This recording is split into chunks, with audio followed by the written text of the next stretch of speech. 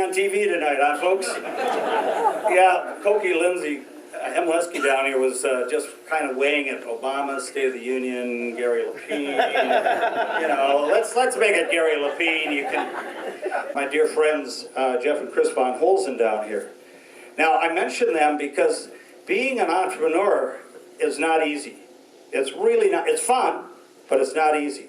And somewhere along the road, there's going to be a bend in the road. And it's not the end of the road. You learn to turn, or you fail. If you stop and you say it's the end of the road because I can't stand that bend, I don't want to make that turn, you can't make it go. In their situation, I can tell you, and some of you may remember back, they had a couple of break-ins in their wonderful facility over there by Pomida on the east side of town, where people had gotten into the cars, got the keys, and drove through the windows. One of them drove through Jeff's office and right out the back wall. Jeff and I were sitting there with this hole in this brick wall right through his office, and he was pretty upset about it, but he knew he had to move on. And that wall was a solid wall, and I remember Jeff and I talking about it. And the old joke, you know, if somebody, life gives you lemon, make lemonade. Well, that's what Jeff did. He said, you know, I always wanted to know who was coming and going out of the service department. The service department door was behind where his wall was. He said, this guy made a hole, now I'm going to put a window.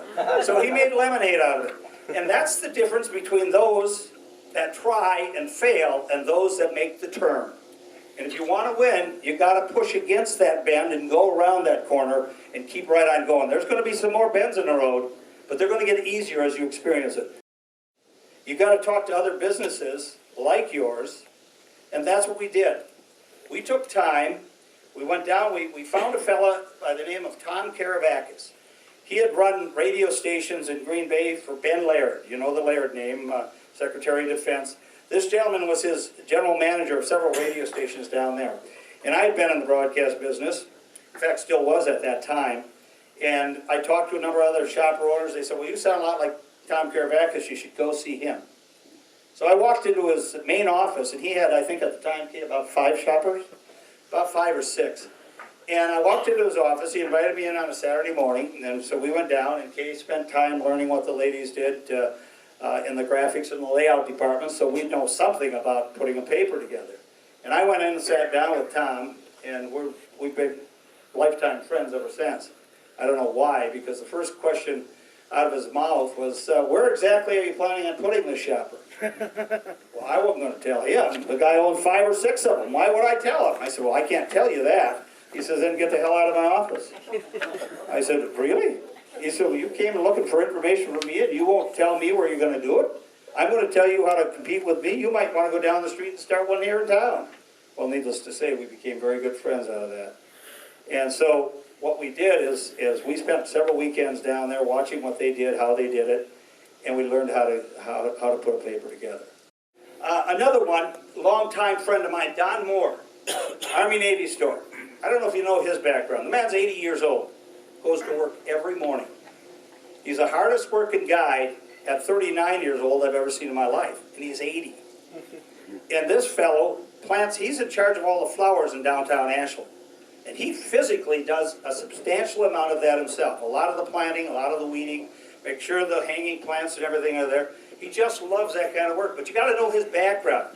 His father died when all the children were pretty young, and he was the oldest. He had to go to school, and then he worked at the Cremo Bakery half the night.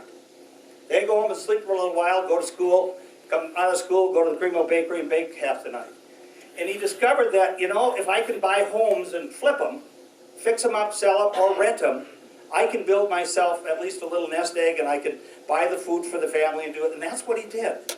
He had an incredible amount of rentals in town before he bought Army-Navy. Then he eventually, as Army-Navy grew, he was able to get rid of some of those rentals and not worry about it. But there's a real hero in my mind. This fellow took care of his family. He worked very, very hard to do that, not just by working at Cremo Bakery all night long, but by doing the extra things, going the extra mile, and setting up profit centers that any entrepreneur should really think seriously about. If you can do it with one company, good for you. I can't believe you can do it with one company unless you were able to build it like the Von Holzens did And he's got a cluster of businesses out there. He's got the auto body repair department, he's got the service department, he's got the parts department, he's got the sales department. That's a cluster of businesses all under one roof. And the multiple profit centers is what I found worked for me.